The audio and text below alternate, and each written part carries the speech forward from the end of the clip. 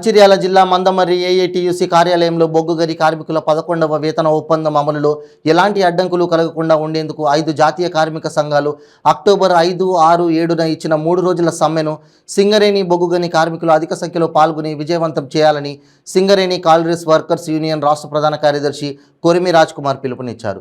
Union కార్యాలయంలో నిర్వహించిన విలేకరుల సమావేశంలో ఆయన మాట్లాడుతూ బొగ్గు అధికారుల సంఘం నాయకులు 11వ వేతన ఒప్పందం వలన కార్మికుల వేతనం అధికారుల వేతనం కన్నా అధికంగా ఉంటుందని, ఇది డిపిఈ గైడ్ లైన్స్కు వ్యతిరేకమని పేర్కొంటూ కోర్టును ఆశ్రయించగా పిటిషన్పై జబల్పూర్ హైకోర్టు డిపి నుండి స్పష్టతను కోరడం జరిగిందని విచారించారు.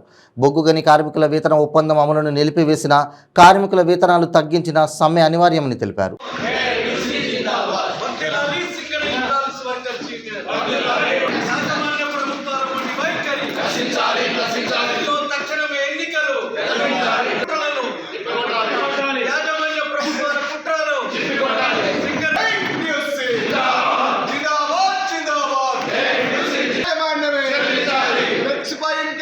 సింగరేణి యాజమాన్యమే లాభాల్లో 35% వాటా వెంటనే, 35% వాటా వెంటనే.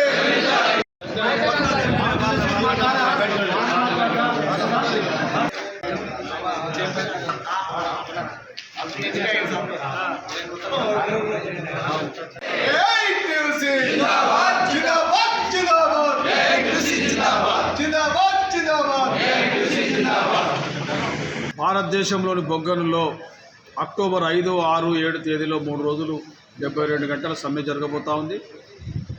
దీనికి సంబంధించి 11వ వేతన ఒప్పందానికి సంబంధించి డిపిఈ గైడ్లైన్స్కు వ్యతిరేకంగా ఈ ఒప్పందం జరిగిందని సిఎంఓకి సంబంధించిన అధికారుల సంఘం హైకోర్టును ఆశ్రయించడం జరిగింది. ఈరోజు హైకోర్టు డిపిఈకి సంబంధించిన ఫైనాన్షియల్ కమిటీకి అసలు ఏం జరిగిందో 60 రోజుల నివేదిక ఇవ్వమంటే, అసలు డిపిఈ గైడ్లైన్స్ సంబంధించిన ఫైనాన్షియల్ కమిటీ కోల్ ఇండియా యాజమాన్యం మమ్మల్ని తప్పుదో పట్టించింది, వాస్తవంగా డిపిఈ గైడ్లైన్స్ విరుద్ధంగా ఈ అగ్రిమెంట్ జరిగిందని చెప్పి వారు నివేదిక ఇచ్చిన సందర్భంలో ఈ వేతనాలకు సంబంధించి ప్రతిష్టంభన ఏర్పడేది హైకోర్టు తీర్పు. దీన్ని అందుకనే 5 జాతీయ కార్మిక సంఘాలు రాంచీలో కూర్చొని అక్టోబర్ 5, 6, 7 తేదీలో 72 గంటల సమ్మె చేయాలని నిర్ణయం జరిగింది. దీనికి సంబంధించి కోల్ ఇండియా యాజమాన్యం కూడా హైకోర్టులో 2 డబుల్ బెంచ్కి వెళ్ళి అసలు మేము చేసింది కరెక్ట్ అని చెప్పడానికి సంబంధించిన వాళ్ళు కూడా కోర్టుకు వెళ్ళిండ్రు.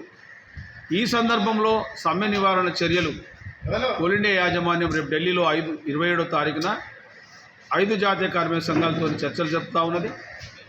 ఒకవేళ కనుక చర్చలు సఫలమైతే సమ్మె ఉండదు, లేకపోతే సింగరేణిలో కూడా 5, 6, 7 తేదీలు 72 గంటల్లో ఈ సమ్మెను విజయవంతం చేయాల్సిందిగా సింగరేణి కార్మిక వర్గాన్ని విజ్ఞప్తి చేస్తూ ఉన్నాం.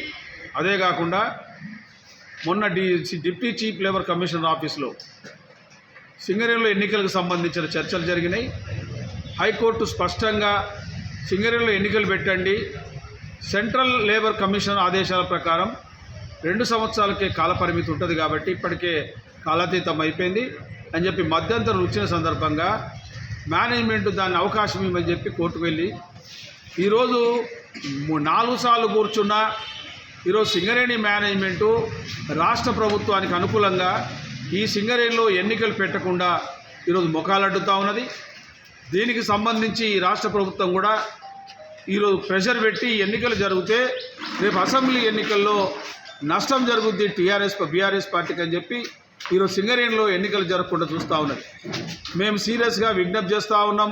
డిప్యూటీ సిఎల్సి గారు ఆల్రెడీ వాళ్ళు నిష్పక్షపాతంగా వివరిస్తూ ఉన్నారు, కానీ మేనేజ్మెంటే తొండాటాడి అసలు చెప్పిన మాట మీద నిలబడకుండా అవకాశాల మీద అవకాశాలు తీసుకొని 4 సార్లు అవకాశాలు తీసుకొని 4వసారి కూడా ఈరోజు వాయిదా వేయడం జరిగింది. మంగళవారం కనుక హైకోర్టు ఉత్తర్వుల ప్రకారం ఎన్నికలు జరగకపోతే ఈరోజు మేము మళ్ళీ కోర్టును ఆశ్రయించి ఈరోజు మేనేజ్మెంట్ కూడా కోర్టు గడిచే పరిస్థితి ఉన్నదని చెప్పి కూడా మేము హెచ్చరిస్తూ ఉన్నాం. ఇకపోతే ఈరోజు కంటి తుడుపు చర్యగా 14 సంఘాలను మేము అనుమతిస్తామని చెప్తా ఉన్నాం. మేము ఈ సందర్భంగా మేము డిమాండ్ చేస్తూ ఉన్నాం, అన్ని ఫోరంలలో ఈ 14 సంఘాలను అనుమతించాలి, సేఫ్టీ మైన్స్ కమిటీలో కూడా అనుమతించాలి, ఏ యొక్క మీటింగ్ జరిగిన అఫీషియల్గా వీళ్ళందరినీ అనుమతించాలి. అంతేకాకుండా ఈరోజు యాజమాన్యం యొక్క వైఖరి ఈరోజు వాళ్ళకు హాస్యాస్పదంగా ఈ యొక్క సర్కులను ఇవి రిలీజ్ చేయడం జరిగింది. ఎందుకంటే వాళ్ళకు కూడా తెలుసు అసెంబ్లీ ఎన్నికలు రేపు అక్టోబర్ 6వ తారీఖున నోటిఫికేషన్ రిలీజ్ అయితే అన్ని కార్మిక సంఘాలను సమానంగా చూస్తామనే యొక్క సర్క్యులర్ అన్ని కార్మిక సంఘాలకు సమాన దూరంలో పెట్టే అవకాశం సుమారు ఎన్నికలు జరిగే వరకు వస్తుంది. కాబట్టి ఇవన్నీ ఏదైనా సింగరేణి కార్మికులు స్పష్టంగా కోరుకుంటా ఉన్నారు, ఈ సింగరేణిలో ఎన్నికలు జరగాల. ఎందుకంటే కార్మికులకు యాజమాన్యాలకు మధ్య అగాధం ఏర్పడ్డది. స్ట్రక్చర్ సమావేశాలు లేవు, జేసీసీ సమావేశాలు లేవు, దేని మీద మాట్లాడే అవకాశం కనబడతలేదు. ఒకవైపు సింగరేణి మొత్తం ప్రైవేటైజేషన్ అవుతా ఉన్నది, నూతన బొగ్గన్లు వస్తలేవు. అదేవిధంగా ఈరోజు కోల్ ఇండియాలో అదేవిధంగా ఇక్కడ అధికారులకు కూడా పెర్క్స్ మీద రియంబర్స్మెంట్ చేసినా అడిగిన పాపాన పోలేదు. ఏదైతే అక్టోబర్ 2022లో సమ్మె నోటీసు మీద 6 సంఘాలు అగ్రిమెంట్ చేసి ఇన్ని రోజులైనా ఒక అగ్రిమెంట్ కూడా దాన్ని ఈరోజు అమలు పరిచే పరిస్థితి లేదు. అందుకనే ఈ ఎన్నికలు కోరుకుంటా ఉన్నారు సింగరేణి కార్మికులు. ఏది ఏమైనా రేపు మంగళవారం ఈ సింగరేణిలో ఎన్నికలు జరగడానికి సంబంధించిన సురక్షిత వాతావరణం యాజమాన్యం కల్పించాలి. లేకపోతే దీన్ని మేనేజ్మెంట్ అదేవిధంగా ఈ రాష్ట్ర ప్రభుత్వం మూల్యం చెల్లించక తప్పదని సింగరేణి కాల్స్ వర్కర్స్ను హెచ్చరిస్తా ఉన్నారు.